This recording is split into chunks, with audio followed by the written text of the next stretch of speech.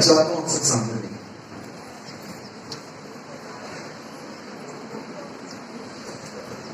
मैं पर्सनली ये बिलीव करता हूं, मैं इस पर विश्वास करता हूं, जिसके सवाल नहीं है वो बाइबल नहीं पढ़ रहा।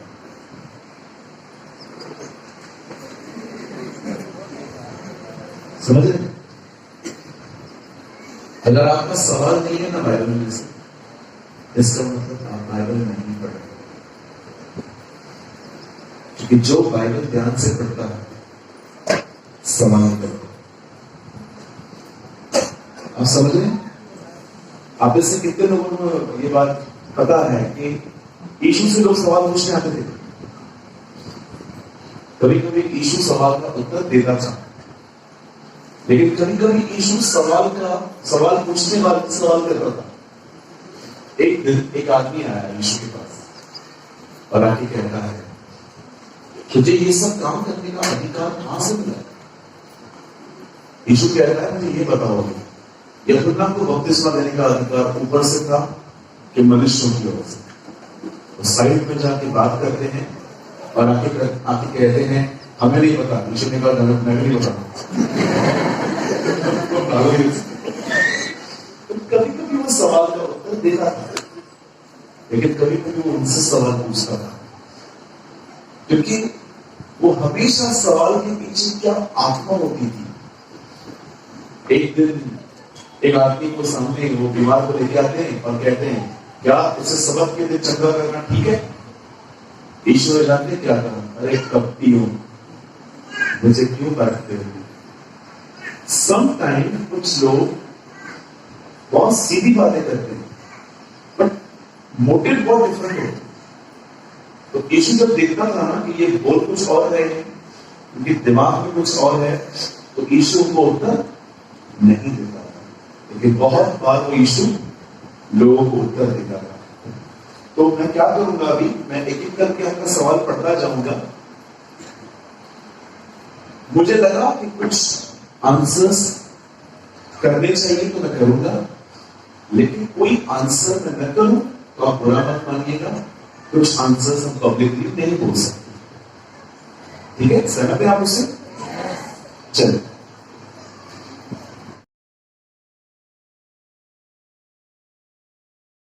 सुसमाचार और कलीसिया में सेवकाई के लिए मेरा क्या उत्तरदायित्व है? ओके, सबसे पहले इस बात को जानिए, सुसमाचार कोई सेवकाई नहीं है। सुसमाचार सबको बताना है। आप पहले भी बता सकती हैं। यीशु ने कहा, तुम जाओ और जाके सुसमाचार प्रचार करो, सामने लिखा है, इसलिए तुम जाओ और सारे जाति के लोगों को पिता पुत्र और पवित्र आत्मा के नाम से सुसमाचार सबको देना है। सुसमाचार कोई वरदान नहीं है। पर परमेश्वर ने कलीसिया में आपके लिए क्या रखा है, वो आपको कैसे पता चलेगा, वो मैं आपको बता दूं। सुनिए, आपकी सबसे पहली बुलाहट पास्टर और प्रचारक बनना नहीं है। आपकी सबसे पहली बुलाहट है यीशु की तरफ बनना। और अगर आप ये करोगे ना, तो परमेश्वर आपको शायद बुलाहट बताए नहीं, पर वो आपको बुलाहट में ले जाए। कहां लिखा है ब्रदर? हाँ, आपको बताता हूं, ये लिखा है लूका। बोलिए मेरे पीछे, तू मेरे पीछे हो ले, मैं तुझे मनुष्य को पकड़ने वाला बनाऊं। हमारा काम क्या है? पीछे हो लेना। उसका काम क्या है? आप उसके पीछे चलो, उसको जो बनाना है आपको बना दे। ओके, सिलेक्ट मत करो।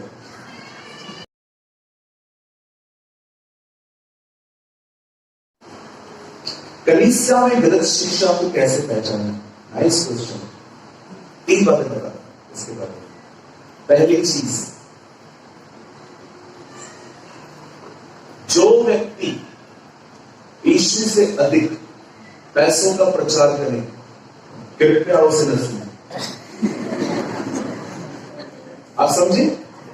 जो व्यक्ति यीशु से अधिक पैसों का प्रचार करे। बोलो पैसा। उसे न सुने, उसको सुनना पाप है।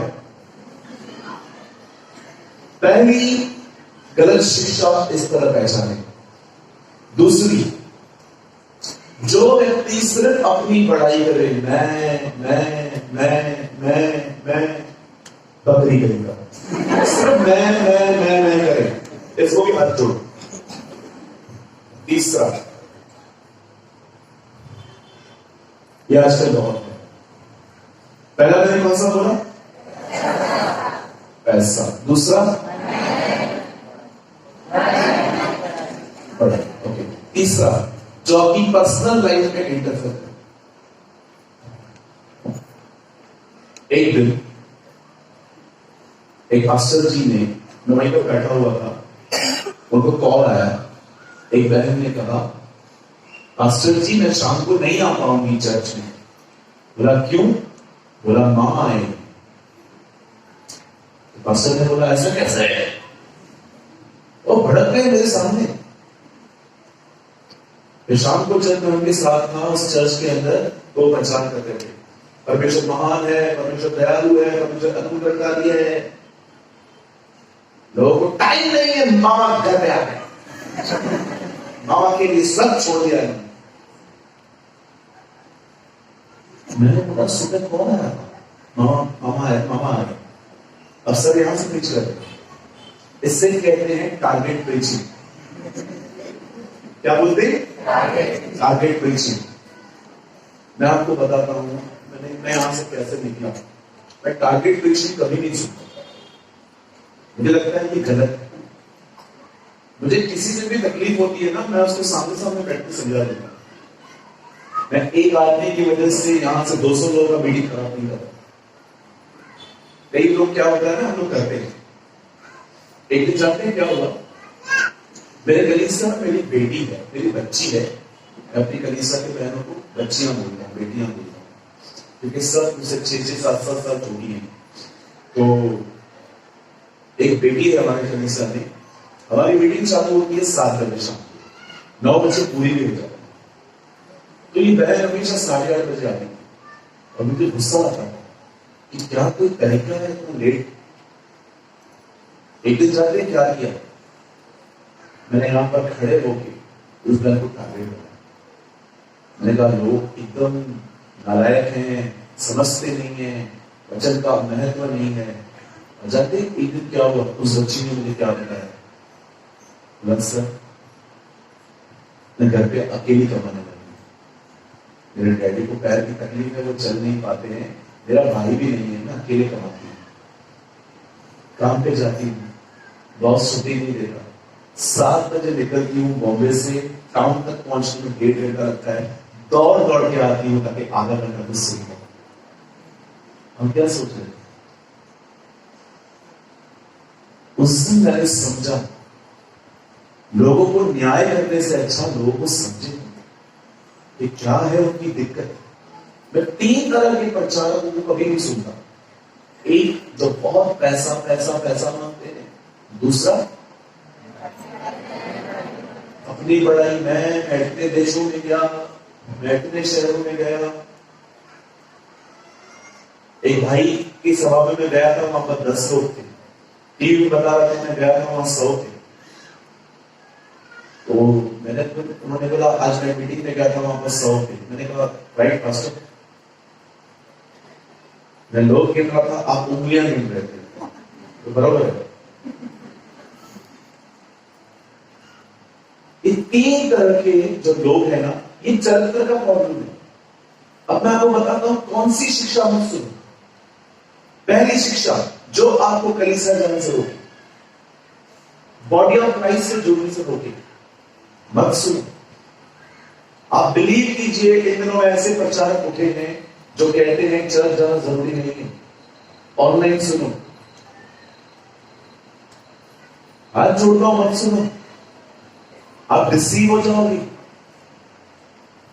दूसरा, उनको मत सुनो जो ट्रिनिटी को डिनाई करते हैं, पिता पुत्र पवित्र आत्मा नहीं है। ऐसे बहुत सारे लोग हैं जो कहते हैं नहीं नहीं नहीं, बाप सब कुछ है। दूसरे कहते नहीं, बेटा सब कुछ है। कोई तो पवित्र आत्मा चाहिए ही नहीं किसी किसी को। आप जिसको भी सुनते हो, ये देखो कि क्या उनमें ये बातें तो नहीं है। चलो मुझे बताओ, यरदन में बपतिस्मा किसने लिया? यीशु ने। ऊपर से कौन आया? आवाज कौन सी आई? कितने लोगों ने देखा? बाप, बेटा, पाकरू, तीनों एक साथ, है ना? तीनों एक साथ दिखाई दिए। परमेश्वर जब मनुष्य बनाता है तो क्या कहता है? आओ हम मनुष्य बनाए। मतलब आपको था कौन था? बाप, बेटा, पाकरू। पिता का प्रेम, प्रभु यीशु का अनुग्रह।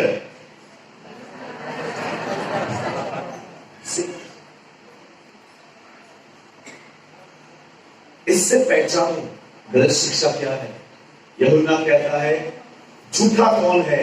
वही जो मसीह का देह में आने से इनकार करता है। वृक्ष। बोलो यीशु मसीह की। इस तरह से पहचानिए गलत शिक्षाओं को। जो लोग बहुत पैसा मांगते हैं दूर रहो, जो ट्रिनिटी को फॉलो नहीं करते दूर रहो। और एक चीज और बताऊं, किसी भी ऐसे ऑनलाइन प्रीचर को मत सुनो जो आपके पास्टर के प्रति आप पे नफरत भरे। बहुत लोग हैं, मेरे कलीसिया के अंदर कुछ अन्य कलीसिया के भी लोग आते हैं। जानते हो मैं को क्या बोलता हूं?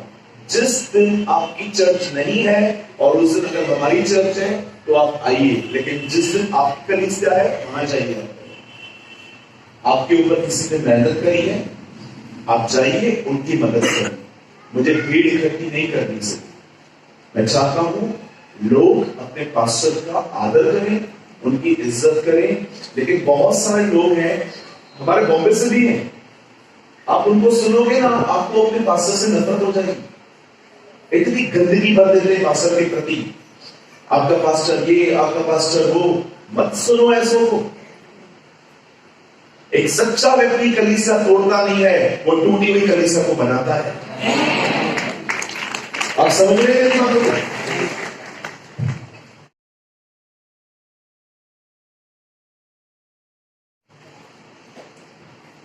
पवित्र आत्मा का वरदान कैसे प्राप्त करें? प्रार्थना करें। बाइबल में लिखा गया है पवित्र आत्मा के वरदानों की धुन में रहो। लेकिन एक चीज मैं कहूंगा, वरदान क्यों चाहिए? बोलो बोलो बोलो। वरदान तेरे को वरदान चाहिए क्या? मैं जिस किसी पे हाथ रखूं वो क्यों जाए और तू हीरो बने। सुनिए, दूसरों को कॉपी मत करो। देखो कई लोग बोलते हैं ब्रदर हम आपकी तरह प्रचार करें। मैं तो बोलता हूं कोशिश भी मत करें। हर एक को परमेश्वर, आप जानते बोलो कॉपी। बहुत तो कॉपी बचपन में कोई है आप तो कॉपी करके पास हो? मेरे साथ है। आइए, एक दिन मैंने मैथ्स का पेपर दिया, मुझे कुछ भी नहीं आ रहा था। मेरे आगे वाला जो था ना पूरा जीनियस था, बहुत होशियार था। मैंने उसको बोला पेपर दे रहे, नहीं आ रहा है, वो उसे दिया। मैंने पूरा पेपर देखा, मैं इतना खुश था। 100 में से 99 तो आए। मैं बाहर गया, वो रो रहा था। तो मैंने बोला क्यों रो क्यों रहा है? गलत लिख के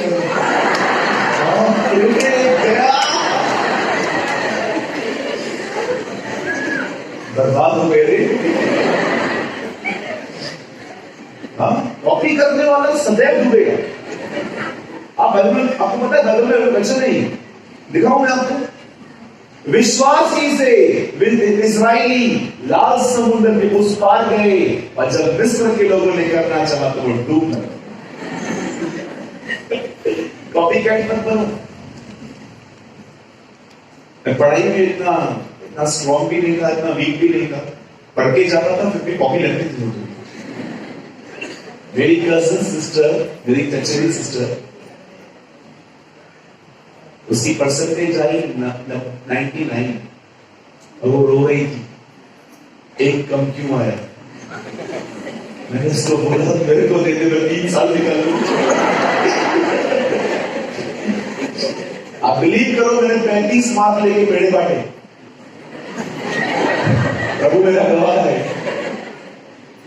हमारे हालात नहीं, मैं पढ़ नहीं पाया। आप जानना चाहते हैं मैं कितना पढ़ा हूं? अब मैं 9वीं फेल। मेरे पास 9 का सर्टिफिकेट भी नहीं। मेरे वालिद को हाथ में तकलीफ हुई, वहां पर मैंने काम पढ़ाई छोड़ी, तो मेरे जॉब, मैं 13 साल का था, मैं काम करता था, टिफिन लेके जाता था। मेरी गवाही सुनोगे, मैंने बताइए ये बात। मैं अच्छे लोगों के साथ रहा हूं, इसलिए मुझे अच्छी मैनर्स मिल गए। मुझे पता है बुजुर्गों से कैसे बात करनी है, और मैंने अपने जीवन में पढ़े लिखे गवाह भी देखे। इतने पढ़े लिखे लेकिन गवाह, इतने पढ़े हैं, उनको इतना तक नहीं पता है जब कोई बूढ़ा आता है तो खड़े होकर बात करनी, जवान से कैसे बात करनी है। याद रखिए, खूब पढ़िए, एजुकेशन कंप्लीट कीजिए, लेकिन इतना याद रखना, आपके मैनर्स, आपका अच्छे से बात करना ही आपकी सच्ची डिग्री है। राइट? तो भाई आत्मिक वरदान क्यों चाहिए? कलीसिया का बोझ हो तो प्रभु से मांगो। हीरो बनना है, मत मांगो।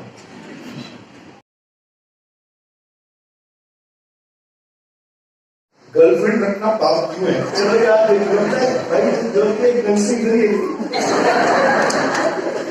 सुनिए, बाइबल क्यों कहती है ये सब गलत है?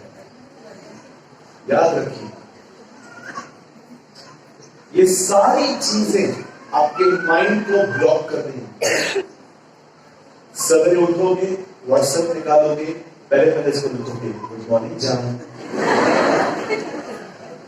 दोपहर में खाना खाया, 4 बजे क्या कर रही है, 6 बजे गुड इवनिंग, 7:30 बजे चल किधर चलते हैं, 8:30 बजे घर पहुंची, 9 बजे, और मम्मी को बोला तो नहीं। That's called attachment. यीशु ने कहा, एक मनुष्य 2 स्वामियों की सेवा नहीं कर सकता। आप सारा दिन उसके साथ ही रहेंगे, और ये तो स्टार्टिंग है, उसके बाद अशुद्ध चीजें चालू होंगी। वो आपको बोलेगी फोटो भेजो, आप भी बोलोगे फोटो भेजो, फिर आप लोग पहले डिसेंट फोटो निकालोगे, नया ड्रेस पहन, उसके बाद आहिस्ते आहिस्ते अश्लीलता चालू होगी। फिर चैट पे विचार करोगे, फिर मिलकर विचार करोगे, हो गया काम। ये हो रहा है,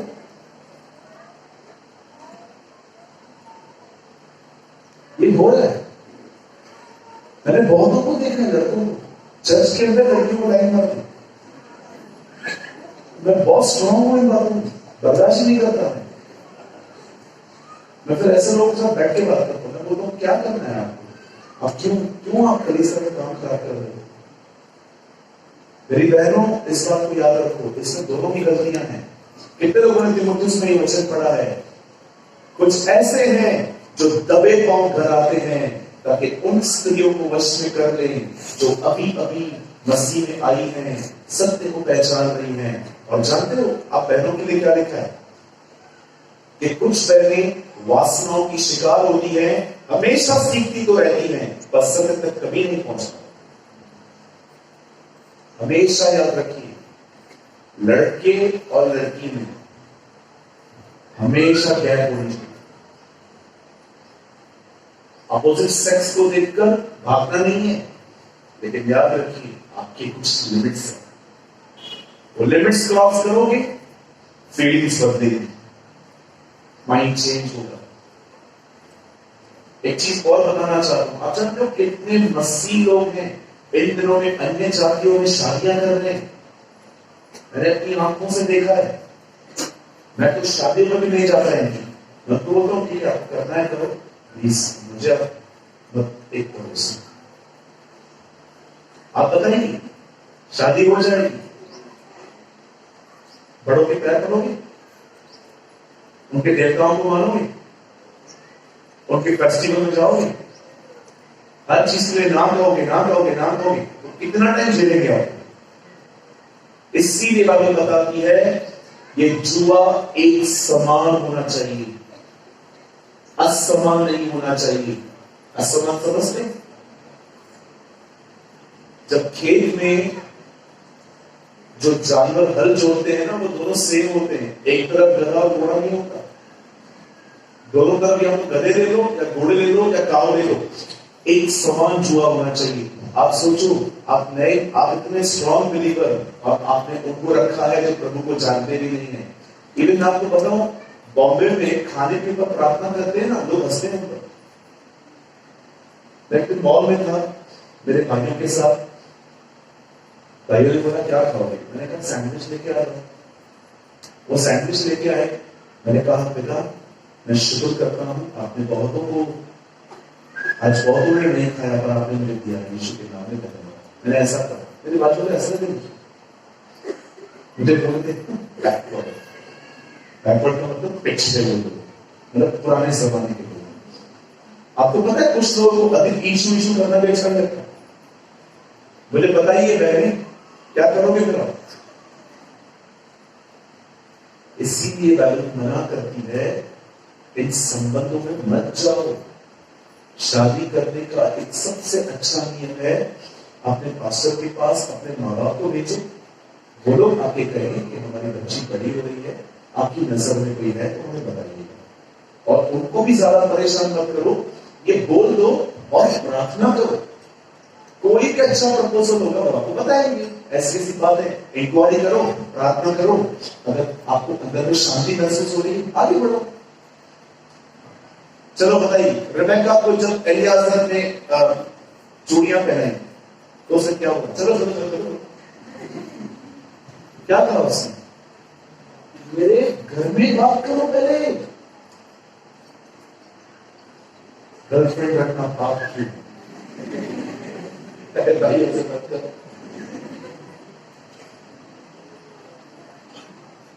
आप समझ रहे हैं मेरी बातों को? 15-16 साल में लोग कुंवारापन खो देते हैं आजकल। सेक्स बिफोर मैरिज, शादी से पहले ही शारीरिक संबंध। आप सोचो शादी में बचा क्या आपके लिए? शादी में बचा क्या आपके लिए? लड़का दूर भागेगा आपसे। और भाइयों मैं आपको एक सत्य बताऊं, पहले भाइयों को फिर बहनों को।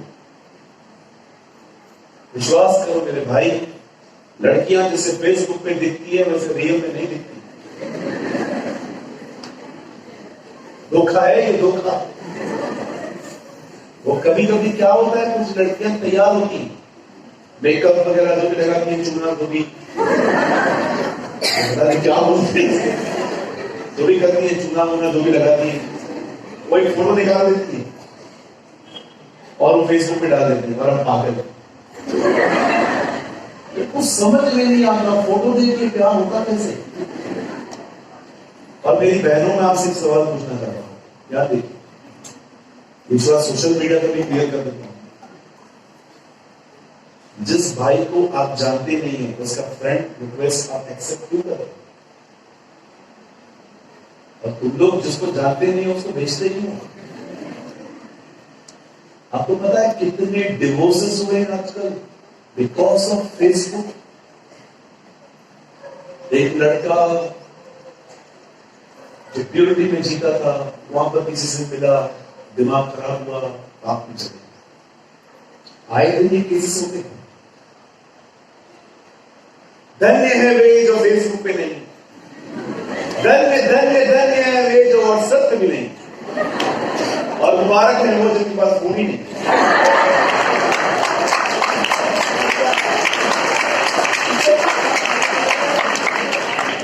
मेरे पास प्रभु ने मुझे फोन दिया, ये मुझे किसी ने गिफ्ट किया, मैं इतनी महंगी चीज नहीं देता, प्रभु ने मुझे दिया। आप बिलीव कीजिए, आपने कभी भी नहीं देखोगे कि मैं ऐसे बैठा हुआ हूं, ऐसे यूज करूं बैठ। एक भाई ने नया फोन लिया, मेरे सामने खड़ा हुआ, उसने ऐसे किया मेरे सामने, अंदर पड़ा ऐसे किया,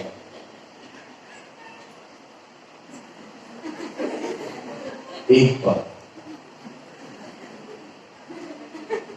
दो बार, तीन बार किया, चौथी बार मैंने बोला फोन आएगा तो मालूम पड़ जाएगा। बार बार क्यों लिखा है? आजकल मतलब मुझे ऐसा लगता है आने वाले दिनों में जो लोग पैदा होंगे ना, उनको सिर्फ 2 अंगूठे हों, लेकिन 4 उंगलियों का तो उपयोग करते ही नहीं सारा दिन। और देखिए आपने बेचारे बूढ़े लोग,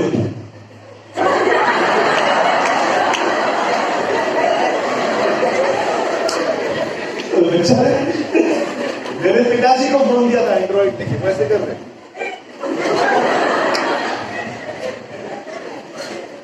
अच्छे ये लोग बेचारे, इनको नहीं आता ज्यादा। बोलो यीशु मसीह की।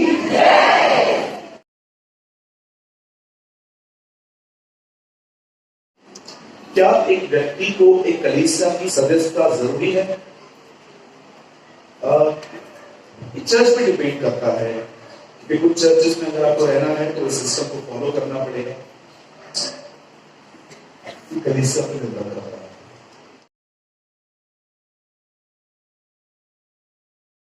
क्या अन्य भाषा आना जरूरी है?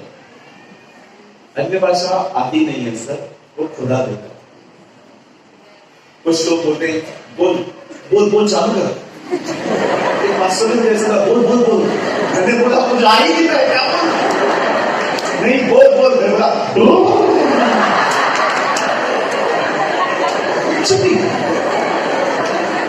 कुछ आ ही नहीं रहा तो क्या बोलूं? कुछ लोग जबरदस्ती बोलते हैं बोल कुछ बोल कुछ बोल, मैंने बोला मास्टर क्या बोलूं क्या? कुछ कुछ लफ्ज आता होगा, ऐसे नहीं होगा। आपको पता है जब आप अन्य भाषा बोलोगे ना, जब परमेश्वर को देखा, इतनी स्वीट लैंग्वेज है वो दूल्हा और दुल्हन के बीच की, आप जब बोलोगे ना आपको इतना आनंद आएगा। लेकिन आज पता नहीं इन लोगों ने क्या किया। कुछ लोग कहते 2-4 शब्द आएंगे पहले, इसको बोलो बोलो बोलो बोलो बोलो, फिर किसने ऐसा बोला, मैंने बोला भी था, पूरा और बोलो तेरा तेरा 14। अरे ऐसा थोड़ी ना होता है। चलो मैं आपको एग्जाम्पल देता हूँ, बहुत अच्छा उदाहरण देता हूँ। अगर हम लोग इस कलीसिया में समझो आपके पास्टर एक आदमी बुलाते हैं जर्मनी से, बोलो जर्मनी। आप सोचो अगर हम एक जर्मनी के व्यक्ति को यहां बुलाएं और उसको बोलो, आपको समझ पाओगे? आपको पता है, लेकिन आपको एक बात जरूर समझ में आएगा, ये भाषा है, अन्य भाषा। वो जब आएगी तो 2 वर्ड्स नहीं आएंगे, पूरी भाषा आएगी और सीखी नहीं जाती है। लिखा है जब आत्मा ने उन्हें बोलने की सामर्थ दी तब वे बोलने लगे। सीखो मत, ठीक है? बोलो नेचुरली तो सीखी नहीं जाती है। ऐसा नहीं जब आपको आए तो आप लिख के फेसबुक पे डाल दो कि अगले भाषा सीखो। ओके, बोलो यीशु मसीह की।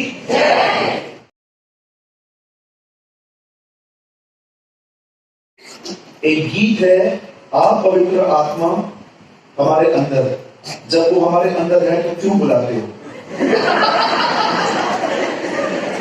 बढ़िया सवाल है। अभी मैं इसका आंसर नहीं करूंगा, अब मेरा तेरे से सवाल है भाई। जब यूहन्ना की इंजील में यीशु ने उनको कहा लो पवित्र आत्मा, तो प्रेरितों के काम 2 अध्याय में वापस क्यों आ गए? उसका आंसर करना तो मैं ये एक नया डॉक्टर पैदा हुआ, मैं आपको बताना चाहता हूं। They are active Ludhiana, Punjab में बड़े एक्टिव है, जिन्होंने अभी रिसेंटली 25 सालों से बहुत अपना झगड़ा खड़ा किया है कि जब पवित्र आत्मा है तो हम क्यों ऐसे गीत गाएं। तो आपसे सवाल है, 20 अध्याय यूहन्ना में यीशु चेलों से मिला और उसने कहा लो पवित्र आत्मा। जब पवित्र आत्मा मिल गया तो पेंटिकोस्ट के दिन वो लोग क्यों बैठे थे और मांग रहे? भाई प्रॉब्लम ये है हम शब्दों के पीछे आत्मा नहीं देखते, हम पवित्र आत्मा को नहीं बुलाते हैं, हम उसकी भरपूरी को बुलाते हैं ताकि वो हमें भर दे, वो हमें इतना भर दे। और याद रखिए ये आजकल में लिखा है, एक पानी इतना है, एक पानी यहां पर, एक पानी यहां है। अगर आप नदी में यहां तक पानी में चलो तो भी आप चल सकते हो, यहां तक रहे तो भी आप चल सकते हो, यहां तक रहे तो भी आप चल सकते हो, लेकिन वो यहां तक हो गया, अब आप नहीं चल पाओगे, अब नदी आपको कंट्रोल करेगी। जब हम खुदा से कहते हैं ना आ, तो हम उसको बुलाते नहीं है, वो इधर ही है, ताकि हम चाहते हैं वो हमें भर दे ताकि हम उसके कंट्रोल में चले। आप समझे?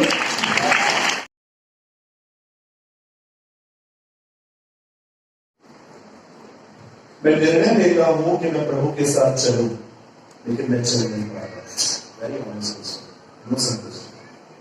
ब्रदर, परमेश्वर के साथ कोई भी अपनी ताकत से नहीं चल सकता। अगर ये होता तो परमेश्वर ने पवित्र आत्मा क्यों देता? हमें से कोई नहीं चल सकता। चलो बताओ, ये किसने कहा था? मैं उसे नहीं जानता, नहीं जानता, नहीं जानता। अच्छा, आपको पता है उसने इनकार करने से पहले वादा क्या किया था? अगर मुझे तेरे साथ मरना पड़े तो मरने के लिए भी तैयार है। जो भी लोग अपनी ताकत पे मसीह जीवन जीते हैं ना, प्रार्थना नहीं करनी, उपवास नहीं करना, प्रभु को पुकारना नहीं है, ये वो व्यक्ति है जो अपनी ताकत से जी रहा है, वो गिरेगा ही गिरेगा। लेकिन एक ऐसे होते हैं जो हर दिन अपनी नींद खराब करते हैं, उसे पुकारते हैं, अनुग्रह पाते हैं, वो लोग खुदा के साथ चल सकते हैं। ओके, तो डोंट वरी ब्रदर, आप जो कोई भी है, खुदा आपको बड़ी ताकत देगा। कई बार मेरा बहन भाई बाइबल स्टडी कम हो जाता है, मेरी सेहत ठीक नहीं रहती, प्लीज आत्मिक जीवन का काम है, कुछ बताएं। सुनिए, सबसे पहले जब भी आप बाइबल न पढ़ पाए और प्रार्थना न कर पाए, इस बात को लेकर अपने आप को कोसिए,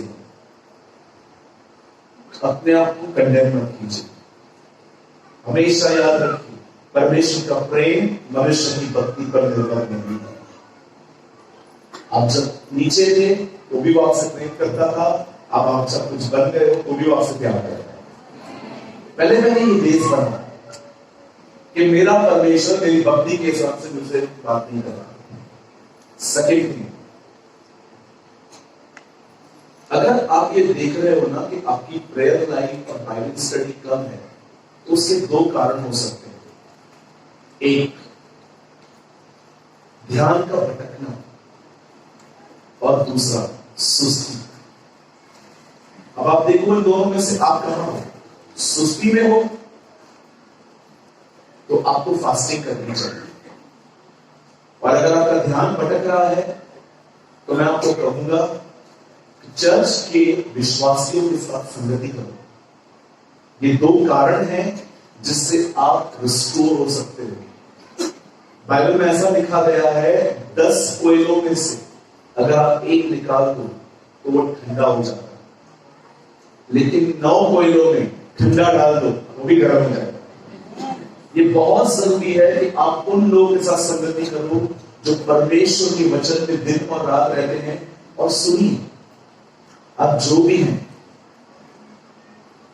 जब भी आप लोगों को संगति करो ना, कब बोलो, सुनो ज्यादा। हम कई बार उल्टे होते, बोलते रहे, सुनते कुछ भी नहीं। जितना हो सके सुनो। विश्वास सुनने से और सुनना मसीह के वचन से होता है, बाइबल से। तो ब्रदर सिस्टर जो भी आप हैं, मैं कहूंगा इस तरह से आप रिकवर करें खुद को।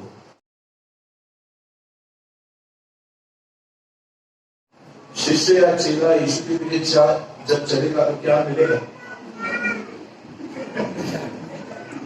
क्या मिलेगा? वो चेला ही नहीं। जो यीशु के पीछे इसलिए चले कि उसे कुछ मिले, तो चेला ही नहीं है।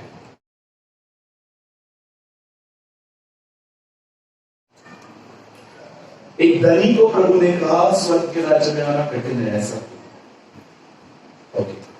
परमेश्वर को धन से प्रॉब्लम नहीं है। चलो बताओ, सुलेमान को पैसा देने वाला कौन था? इब्राहिम को धनी करने वाला कौन था? सुलेमान को पैसा देने वाला कौन था? अय्यूब को देने वाला कौन था? जिस व्यक्ति ने यीशु के बदन को नीचे उतारा, उसे देने वाला कौन था? परमेश्वर को पैसों से प्रॉब्लम नहीं है। परमेश्वर को उनसे प्रॉब्लम है जिनको पैसों पे घमंड पर भरोसा है। आप समझ पा रहे हैं? अगर आपके पास पैसे हैं और अगर उस पर आपको घमंड है, कई लोगों को घमंड भी है, आपको पता है ये बात? बहुत लोगों को घमंड भी है। एक भाई ने मुझे कहा मुझे कार चाहिए, तो मैंने उससे पूछा जरूरत है कि शौक है? ऐसे बोलता है। मैंने कहा कितने लोग घर में? 3 लोग। कार की जरूरत क्या है? आपको पता है बहुत सारे लोगों को कार चलाने से ज्यादा इसमें मजा आता है कि लोग मुझे देखें। ट्रस्ट मी, इसे हम लोग इंग्लिश में कहते हैं the spirit of show off. Show off, ये दिखाना कि मेरे पास कुछ है। तो भैया पैसों से प्रभु को प्रॉब्लम नहीं है, पैसे खूब कमाओ। बाइबल बताती है, पुराने नियम की वाचा में एक प्रतिज्ञा थी, तुझे कभी लेना न पड़ेगा, तू सदैव देगा। There's a covenant in Old Testament। पर अगर आप घमंड पे, आपको घमंड है मैं कुछ हूं, कई लोग देखो ना अपने पैसों के बारे में, अरे मैंने ये किया, मैंने वो किया, बड़ी प्रॉब्लम है प्रभु को। और दूसरा होता है भरोसा। चलो मैं आपसे एक बात पूछता हूं, अगर एक धनवान व्यक्ति का बच्चा बीमार हो और दुआ के बाद भी ठीक ना हो, तो भी जानते हो वो शांत क्यों है? क्योंकि उसे पता है मेरे पास बहुत पैसा, अच्छे से अच्छे अस्पताल में बात ले जाऊंगा। निर्भरता पैसों पर ही है। लेकिन सोचो वो गरीब बेचारा, उसके पास पैसे नहीं है, उसका बच्चा बीमार है, वो किसको पुकारता है? आप समझिए, न पैसों पे निर्भर रहो, न पैसों पे घमंड करो। आप जानते हो पैसे प्रभु ने क्यों दिए? आपको बताऊं मैं? अभी बहुत लोग कान बंद कर देते, ये देने की बात करेगा, है ना? हमने तो देना सीखा है। कितने लोगों ने वचन पढ़ा है, अधर्म के धन से मित्र मोल लो। पढ़ा है? तुमने पढ़ा? हाथ चाहिए। Very few. अधर्म के धन से मित्र ले लो, ताकि जब तुम निकाले जाओ तो लोग अनंत निवासों में तुम्हारा स्वागत करें। जानते हो पैसा क्यों मिला है?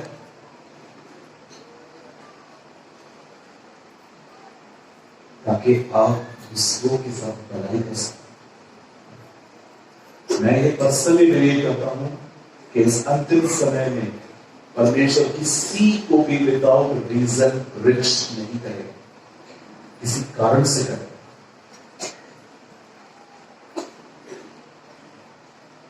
और हर एक की मदद नहीं करनी है। बोलो बाजू वाले को, आत्मा में चलना है। चलो मैं आपको एग्जाम्पल बताता हूं, मोस्ट एग्जाम्पल। एक दिन मैं अपने ऑफिस में बैठा हुआ था, एक लड़का है, उसने कहा मुझे कुछ पैसों की जरूरत है। मैं उसे जानता हूं। मैंने कहा अच्छा क्यों, क्या करेगा? बोला मां बीमार है। तो मैंने बोला पैसा क्या करेगा? बोला दवाइयां चाहिए, 3,000 रुपया उसने बोला है, मेरे पास 500-600 रुपया ही है, 2,500 आप दे दो। मैंने कहा दवाई लेनी है ना, कुछ और तो नहीं लेना है? बोला नहीं। मैंने कहा एक काम कर, तू पर्ची लेके आ, लिख के लेके आ कौन सी दवाई है। वो 500 रुपये अपने पास रख, मैं पूरा कर देगा, जल्दी जल्दी लेकर। आज तक नहीं है। जब बाइबल में लिखा है लोगों के साथ भलाई करो, तो उसका मतलब ये नहीं जो भी है उसकी भलाई करो। बाइबल अगर ये कहती है भलाई करो, तो बाइबल ये भी कहती है आत्मा में चलो। तुम्हारी भलाई बुद्धिमानी के साथ वो पॉल कहता है। एक एग्जाम्पल देता हूं आपको बढ़िया वाला, एक और। प्यारे भाई आपका नाम क्या है? संजू। आपका हाँ? देवराज। आपका? रवि। रवि। संजू, देवराज, रवि, 3 भाई यहां पर उपस्थित हैं और मैं हूं गुमराह पुत्र। 2 मिनट के लिए बाप का सब लेके आया हूं, उड़ा के आया हूं, और ये तीनों बड़े तरस वाले लोग हैं, आत्मा में चलने वाले नहीं है, तरस खाने वाले खाली। मैं अभी बैठे को अब मैं अपने बाप का सब उठा चुका हूं। वो देवराज भाई जो है ना, वो संजू को बोलते हैं कितनी तकलीफ में है सूरज भाई, कुछ करना चाहिए। एक काम करते हैं क्या, आज से हर दिन तू भैया के लिए वड़ा पाव लेके आ। तू क्या लेके आएगा? मैं पानी का बॉटल, तू मैं कंबल लेके आऊंगा। जब तक जिंदा है हम इनकी मदद करेंगे। मुझे बताओ ये जीवन पर अगर मेरी मदद करेंगे, मैं कभी बाप की तरफ लौटूंगा?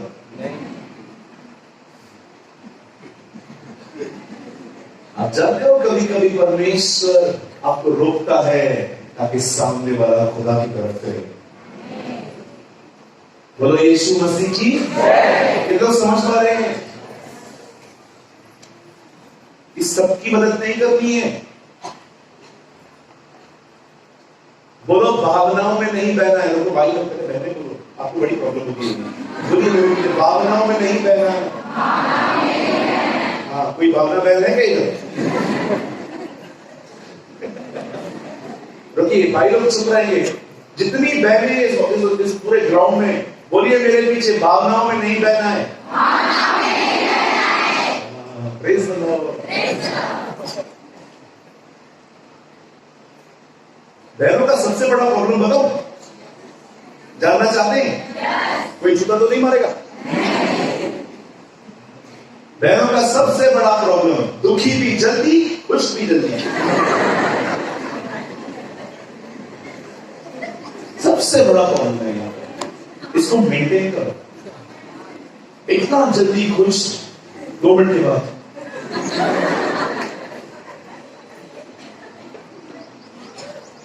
Don't be emotional. बाइबल नहीं कहती भावनाओं वाली बहन घर बनाएगी। बाइबल बताती है बुद्धिमान स्त्री घर को बनाएगी। आमीन।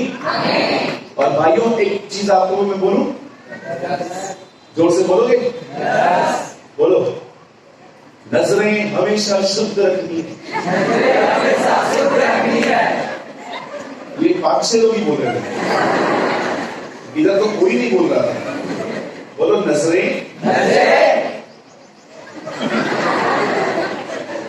अगर को पता है ना, सामने बैठा हूं देखने का, इसके लिए जोर जोर से बोल रहे हैं भाई। आइए लोग सब खड़े, बोलिए नजरें साफ रखनी है। बहुत जरूरी है। जब भी आपके सामने कोई ऐसी बहन जा रही है जिसने बहुत स्किन टच कपड़े पहने हैं, स्किन टच, बहुत समझदार कपड़े। आपको पता है ना, आजकल बहुत बहनें ढीले कपड़े नहीं पहनती है, लाइक दिस। ये देखिए सब स्किन टच। फिर हमको देखते हैं,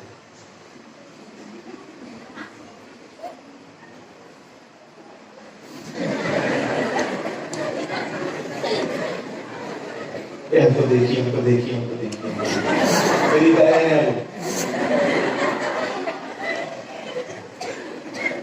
तेरे को नहीं देखी, तेरे बाजू में गला खड़ा था, उसको देखी।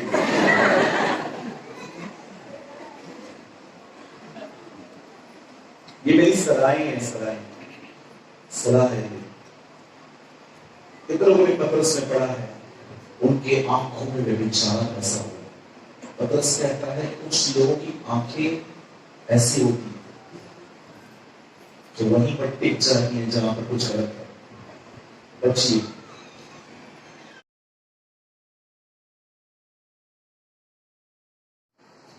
आपने अपने कलीसिया की शुरुआत कैसे की? 5 लोगों से की। 3 मेरे परिवार के थे, 2 लोग मेरे साथ थे। मैंने कभी भी कलीसिया नहीं खोली। और ये बात सच है कि प्रभु के अनुग्रह से भारत में मुझे बहुत बड़ी कलीसिया है। मेरे चर्च के अंदर बहुत कम लोग हैं। मैं आपको बताना चाहता हूँ, हम सिर्फ 350-300 लोग इन मुंबई। बॉम्बे में भी इतने ही है। लेकिन ये बात सच है कि परमेश्वर ने भारत में मुझे लाखों लोग मैंने कभी भी कलीसिया नहीं खोली, हम लोग संगति कर रहे थे। मैं जो काम करता था पहले, उससे मुझे गुरुवार को छुट्टी मिलती थी, सॉरी फ्राइडे को। तो हम लोग फ्राइडे के दिन घर में बैठते थे, पहले वचन पढ़ते थे, प्रार्थना करते थे, प्रभु भोज की रोटी तोड़ते थे। फिर आहिस्ते आहिस्ते परमेश्वर ने लोगों को जोड़ा। हम 5 से 10 हुए, 10 से 50 हुए, फिर 100 हुए, फिर 200 हुए, फिर 300 हुए, फिर ऑनलाइन मिनिस्ट्री बढ़ी, और आज वो छोटी सी मंडी जीसस इज लाइक चर्च। और मैं आपको इतना कहूंगा, कभी भी ये गलती मत करना, हमेशा छोटी शुरुआत करें, उसका अनुग्रह होगा ना, वो आपको बढ़ाएगा। क्या कहती है बाइबल? हे छोटे जुड़े मत कर, मेरे पिता को अच्छा लगा है तुझे राज्य में। ओके,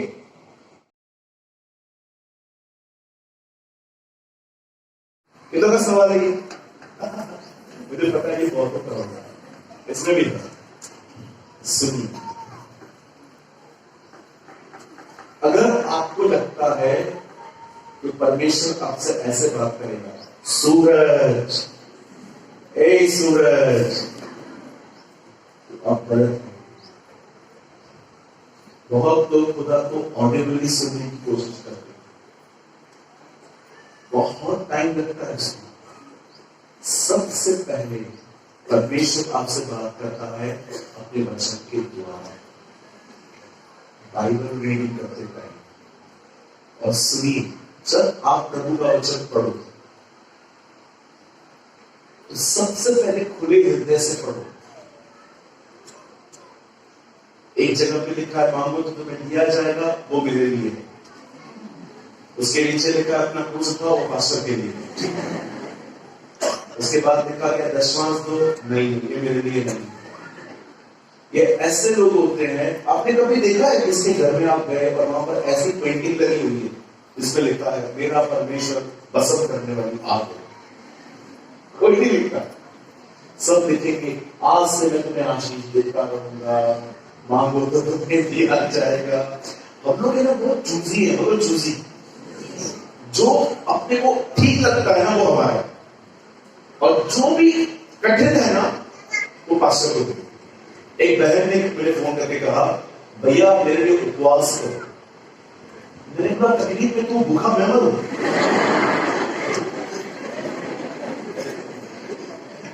ब्रदर आपने नहीं किया? नहीं, क्यों करूं? वो क्या करेगी? मेरे को अपनी समस्या नहीं है।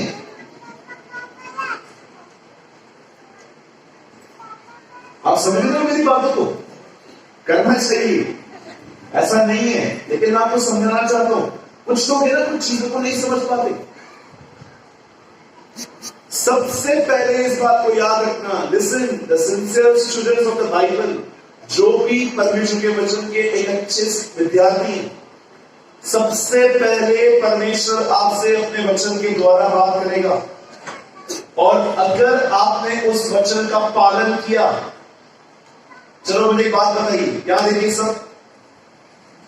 परमेश्वर ने इब्राहिम से कहा अपना घर छोड़, उसे छोड़ा, और आपको पता है उसके बाद प्रभु से बात ही नहीं कर रहा था, इब्राहिम घूम फिर रहा था। अरे कहां ठहरू? निकला तो वो ठहरू कहां पर? एक दिन लिखा है इब्राहिम लूत अलग हुए, तब प्रभु ने कहा अब यहां छोड़, जहां तक देख सकता है देखिए वो जमीन तेरी है। अब सवाल ये है, लूत के निकलने के बाद की बात की?